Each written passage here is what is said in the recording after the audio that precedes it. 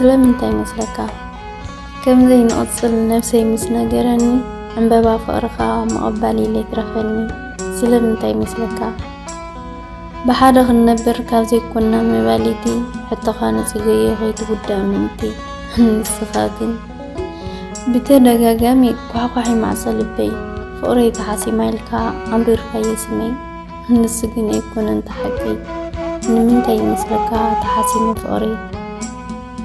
መሪፀዮ ክንሳለ ርሕቐትና ሓሊና መቐጸልታ ንዘይብሉ ርክብና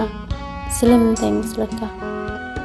ንዋርሕ ዕድልያ ዘላትኒ ነዊሕ ከም ዘይነብር ሓኪም ነጊረኒ ደብዳቤ ጽሒፈ ክበጽሕ ናባኻ ሽዕየ ክቕበል ዕምበባ ፍቕርኻ ዕምበባ ግበረለይ ኣብ ትርኣስ መቓብር እምኒ ተጐዝቢዘ ፍቕርኻ ኸስተማቕር ስለዚ እየ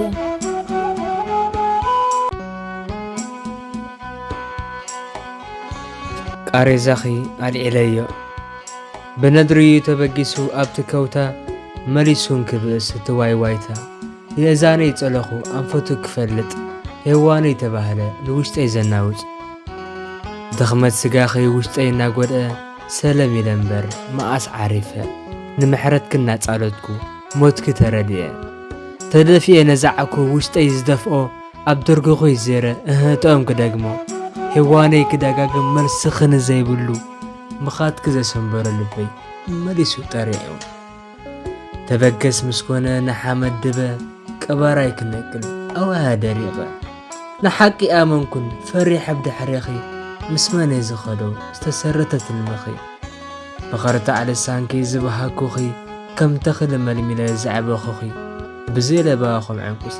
ናበይ ሃጢምኪ ጀለምታ ንብዓተይ ከይሓንሰስኩ ክፋንወኪ ነቒለ ቃሬዛኺ ተላዒሉ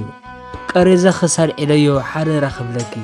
ክተብዓልኪ የህዋነይ ነቕናቕ ከይትብለኒ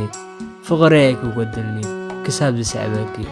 ክተብዓልኪ የህዋነይ ነቕናቕ ከይትብለኒ ፍቕረይ ኣይክጐድልኒ ክሳብ ዝስዕበኪ